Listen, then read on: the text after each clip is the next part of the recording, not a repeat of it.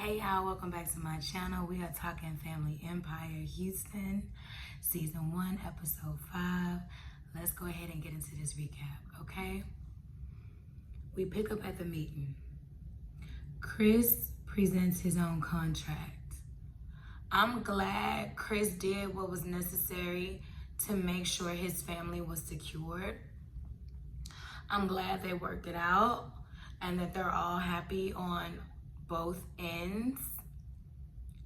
Jermisha talks to her aunties in the car about the land. Jermisha and her family go out to the Discovery Green. I love when people do their family day. Jermisha wants to make it known that she is the broker and also wants to kind of do her own thing. Admits that Nicole is the face of the brand. Speaking of, I'm from Houston and I have never heard of this real estate company, but just because I never heard of it doesn't mean that they doing anything and they popping. And I also didn't even know that they had a huge, social media following, or better yet, a social media following as they previewed in the show. When they showed, Nicole, it looked like she was walking out the property winking or whatever. I didn't know anything about that. I might start following them just to see what's going on, because I really had no idea about Braden Real Estate Group. But now that I do, I will keep a close eye. I'm gonna keep my ear to the streets or whatever.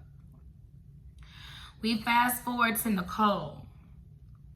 Nicole tells Larry the adoption people about to come over and explain the legal side of things. Larry seemed kind of annoyed because he said Nicole didn't tell him prior. Nicole claims she did, he just didn't listen. Clearly, like I said, I think last video, they have a communication problem.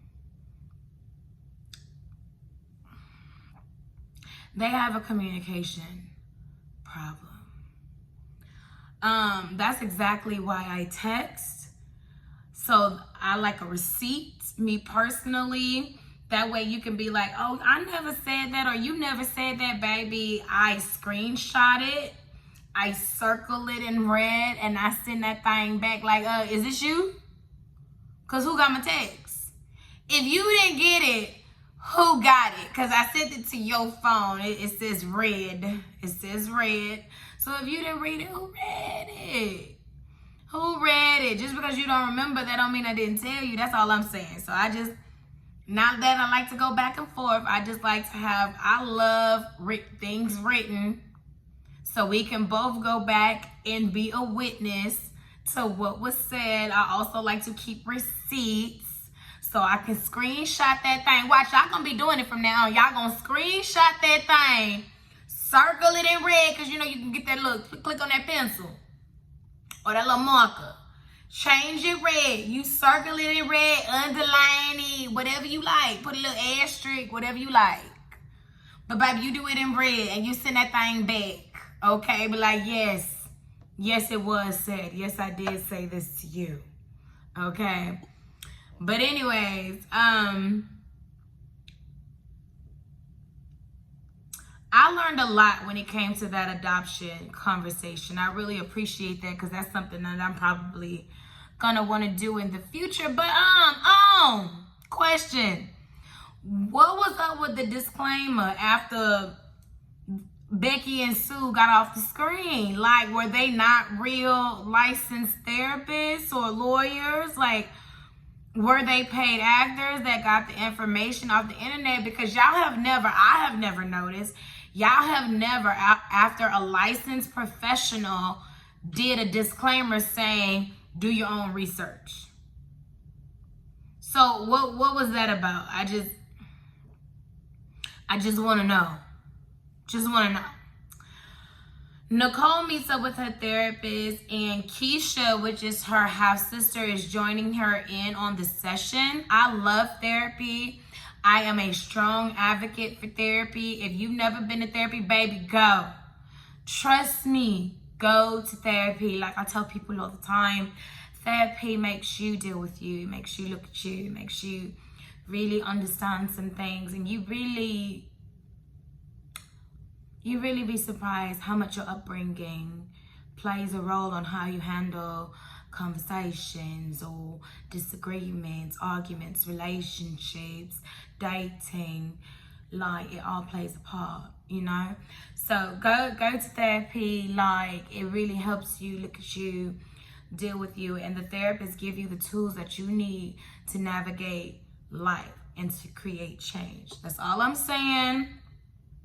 Don't knock it till you tried it. Go at least once, especially if you have insurance. It is no reason why you don't pay that little $25, $35, $55 copay and go get you some therapy. At least do one. And honestly, some jobs, look into it, offers free therapy. They have this, you know, program where, because I remember when I used to work for the county, they offered free therapy for like the first, I want to say 5 sessions.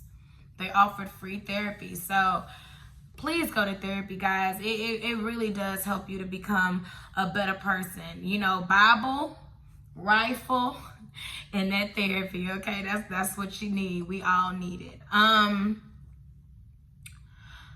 love how Keisha corrected the situation. Her dad wasn't married. Her dad was just a hoe. All right? He wasn't married. He was a hoe. And he was simply sleeping with 2 women at a time, period. Period. It looked like he was in them streets, okay? It looked like he was spreading it low and dipping it wide. Or should I say dipping it low and spreading it wide. It looked like he was a character back in that, baby. It looked like it. It looked like it. It just so happened that Nicole's mom just chose to stay with him and married him. But he was sleeping with both of them at the same time. I believe they said one was born in January, the other one was born in May. Baby, hood twins. Hood twins. And then it's like, I honestly dislike how the women always go at it with each other versus getting into it with the man. Like, the woman didn't do nothing to you. She didn't know nothing about you, ma'am. She ain't know nothing about you, ma'am, the same way you ain't know nothing about her. Y'all need to whoop his ass. Y'all should have got together. See, y'all should have did what Lauren London. Y'all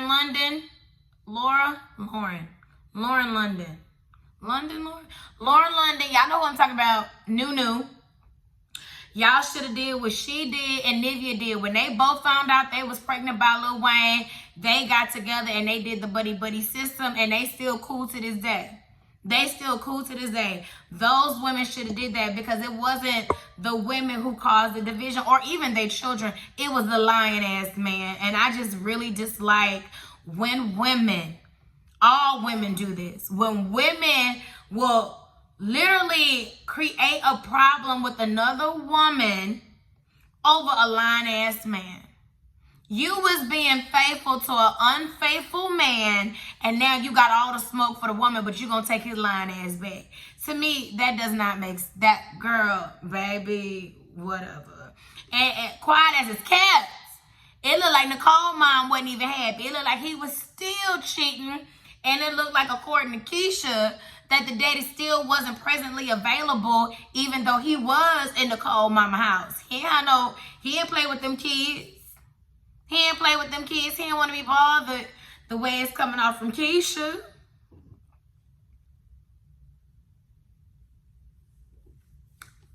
So she might have married him, but she was single in that relationship, which is probably what Nicole saw growing up. Look at me counseling Nicole. Don't even know Nicole.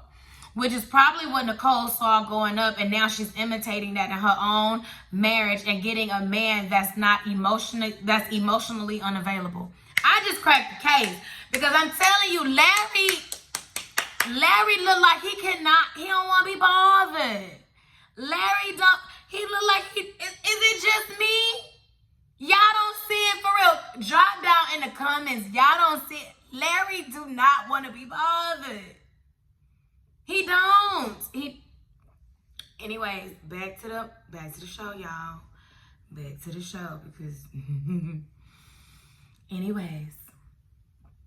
Then Keisha go on to say, If it wasn't for her auntie stepping up, she probably wouldn't have a relationship with the Bradens to this day. And that really honestly says a lot about her father character too. Because what? You were just going to have this baby that you know you was sleeping with her mama, and just what? Were you even going to pay child support? You was just going to act like this baby don't exist? You was going to Carmelo Anthony this baby? Had a baby on your main chick, or I don't know who was the main chick, baby. Please specify for clarification. But you had a baby on one woman, and now what? In order for you to be with that mama, Nicole mama, was you supposed to disown your child that you know you had?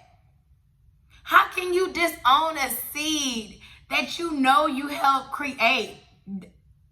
That's why you really need therapy. Like, what? You couldn't pay me. You couldn't pay me to give up a seed that I helped create. I can't just walk away and, like, it don't matter to me. And it sounded like the dad was willing to do that and did do that up until what? What Keisha say? She was like 8? And the only reason why it came out is because his sister did it. That sounds like something I would do. That's the only reason. Like, just, wow. Just, wow.